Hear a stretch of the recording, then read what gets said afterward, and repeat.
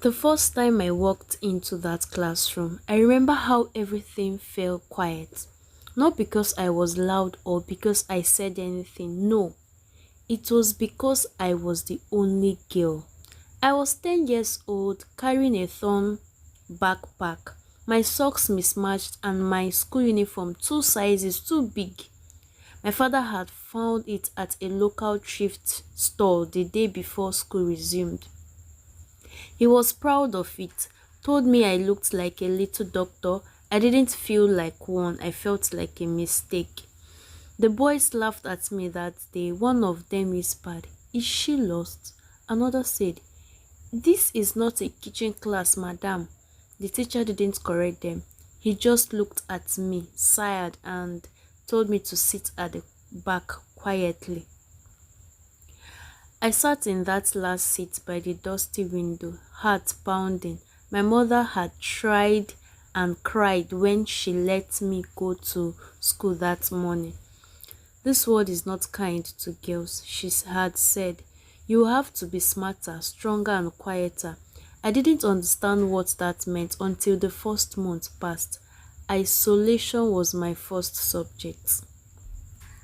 The school was a cement building with cracks in the walls and a leaking roof. We had wooden benches with nails that poked through. But for me, the hardest thing wasn't the physical hardship, it was the loneliness. No one wanted to partner with me during class experiments.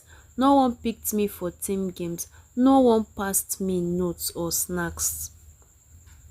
Even the teachers treated me like I was a charity case.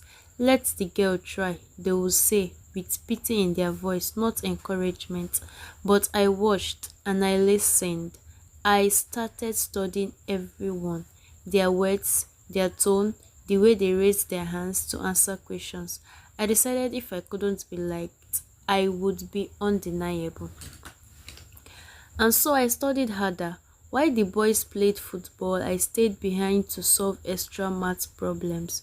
When they mocked me for reading aloud, I practiced speaking in front of a mirror at home, even when the lantern's flame danced dangerously low. My father noticed.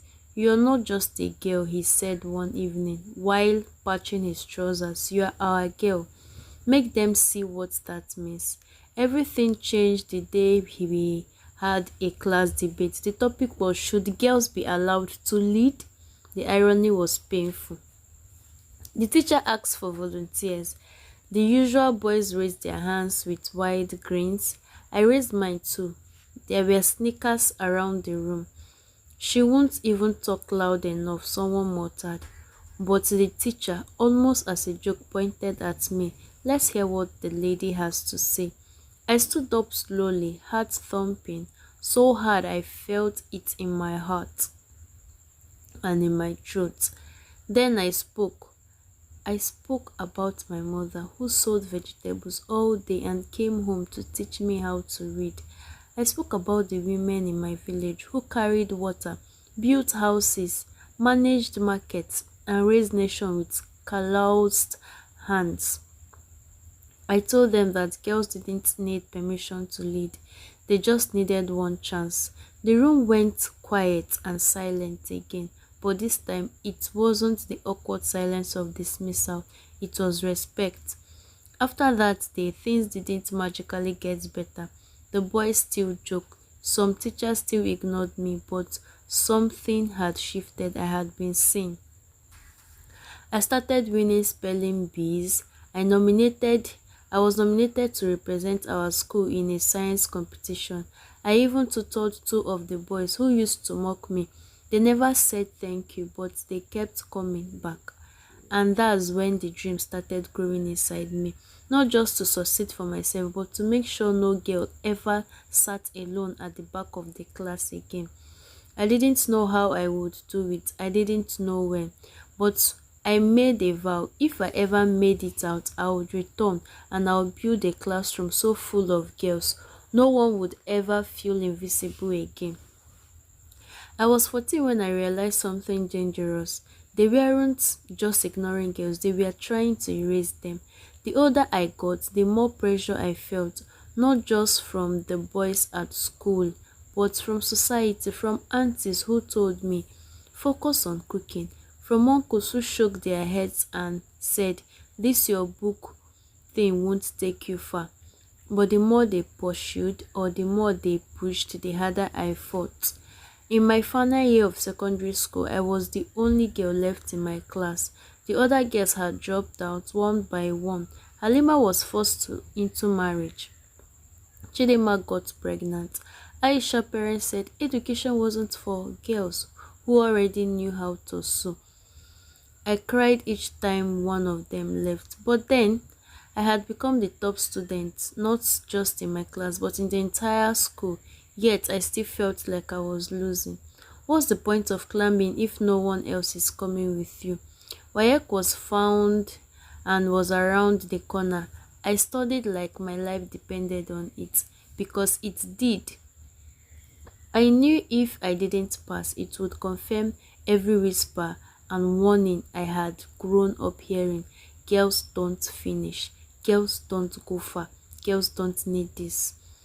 But the week before the exam, something terrible happened. My father fell sick, very sick. He was our only provider. When he couldn't work, we had no money for food, let alone exam fees. My mother tried to sell her market store to raise the money, but the buyers laughed at her offer. Use the money to feed yourself, one said. Why waste it on a girl's exam? Why? I remember sitting outside our mud house that night, watching the moon, biting my nails until they bled. I had come so far. Was this the end? Then, at 3 a.m., my mother came to me quietly. She pressed something into my hand. It was crumpled, wet and torn, but it was money. Where did you get this? I asked, tears already in my eyes. She didn't answer. To this day, I don't know what she did to raise that money. I never asked.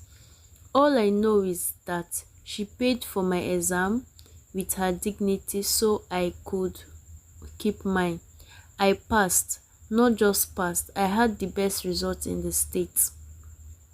The governor called my name on national radio.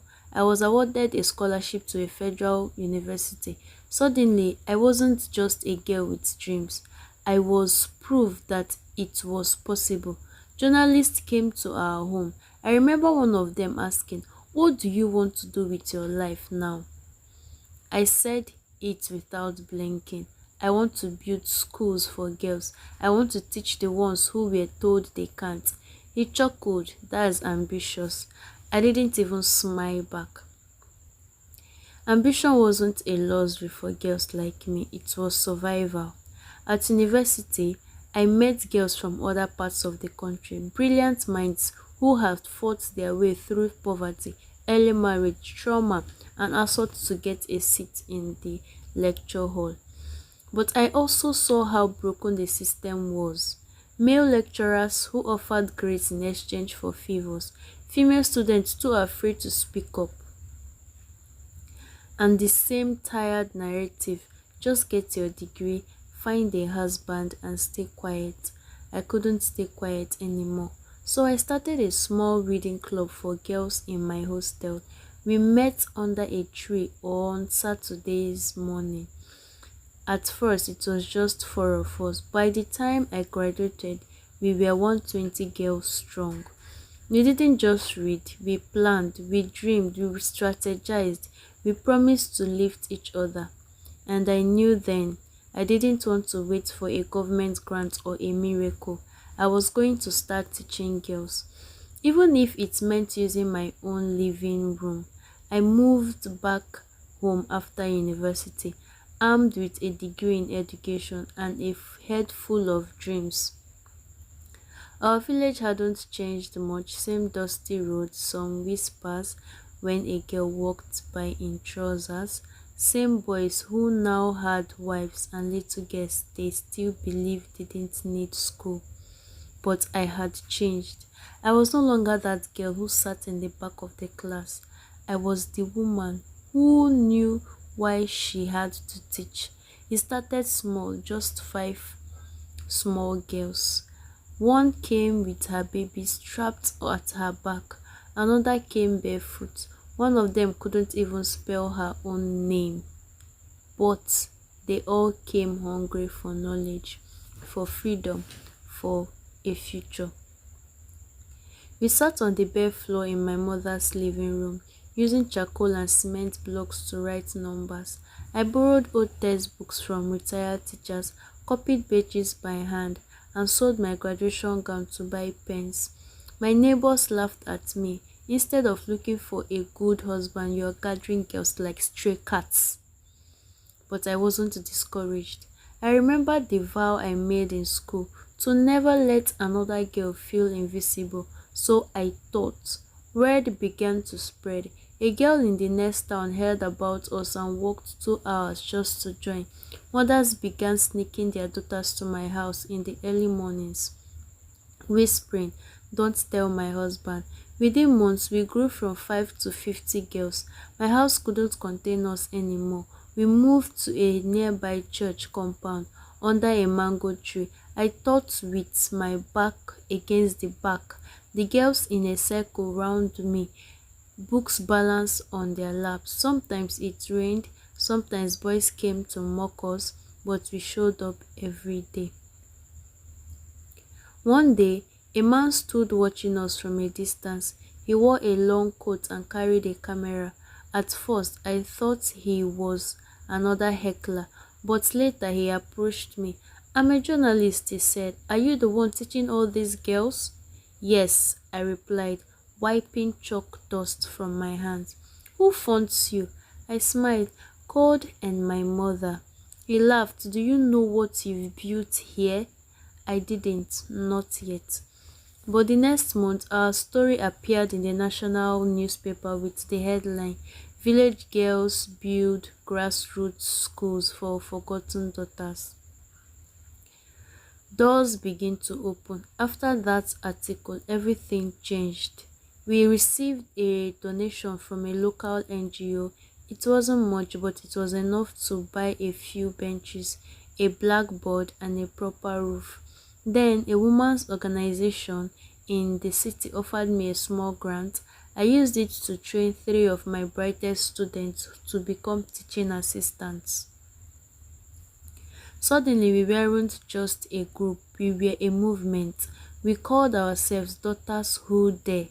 Our motto was simple: if they won't open the door, we will build our own school. We started offering evening classes for girls who worked during the day. We taught reading, writing, math, and courage. And still they came on foot, by bicycle, even carried on bags. Some were 9 years old, some were 30. But they all came for the same reason. They believed that learning could be their freedom. Of course, not everyone celebrated us. One night, someone threw stones at the building where we held classes. Another time, a man stormed in shouting that we were spoiling good girls, but we refused to stop. We held meetings by candlelight. We prayed, we protested. When a local father beat his daughter for joining us, we comforted girls who came to class with bruises and broken spirits. I was no longer just a teacher. I was a counselor, an advocate, a shield. And yet, with every battle we grew. By the time we celebrated our 3rd anniversary, I stood in front of 300 girls wearing handmade uniforms. Girls who could now write their names, girls who could solve algebra, girls who had hope. I wept that day, not because we had arrived, but because I could see how far we still had to go.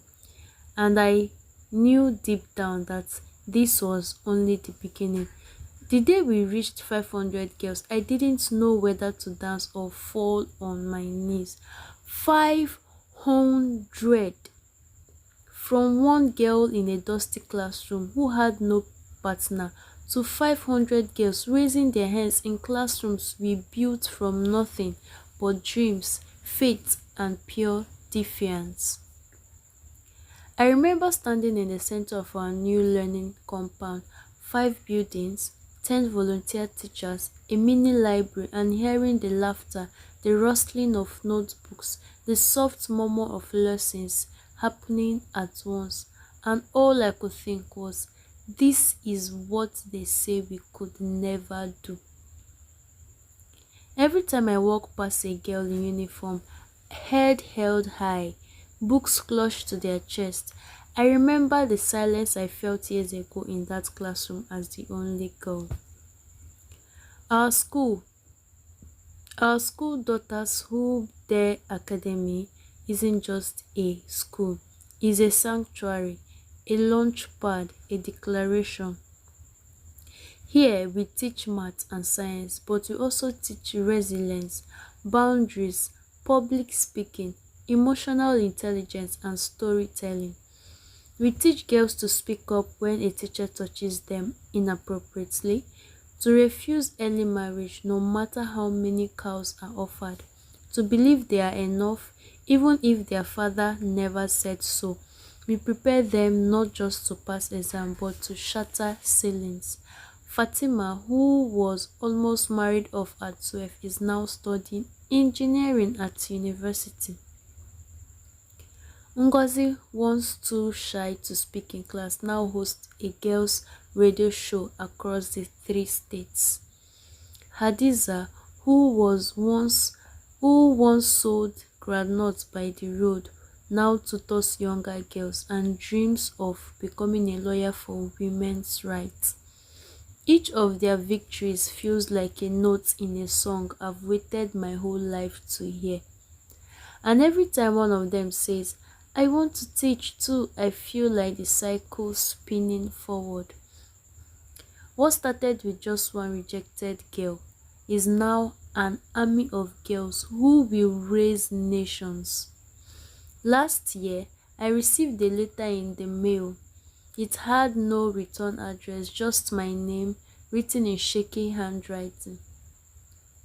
Inside was a photo of my mother and a note that read, You built the school I could only imagine. I'm proud of you, my daughter. Keep going, you are our light. It was signed simply, Mama.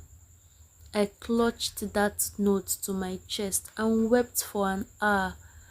For the woman who sold everything to send me to school, for the girls who never got the chance, and for the ones who still don't know what's possible. We are not done yet. Today, I walk into classrooms where girls raise their hands without fear. I see them argue boldly, solve problems, challenge the norm, dream of outer space, politics, medicine, art. And I tell them, you are not guests in this world, you are architects. And when I speak at conferences or sit with ministers discussing education reform, I carry every single girl with me. We may have started in a cracked classroom like a broken desk, but now we are building empires. Only girl at a time, one girl at a time, one dream at a time, because I was the only girl in class once, but now I teach 500 girls, and we are just getting started. This story is a story of love and building your self-esteem, building your space, building your environment, and getting the right skill, getting the right place to move on. If you love stories like this, please subscribe, share, comment, and give us a like. Thank you.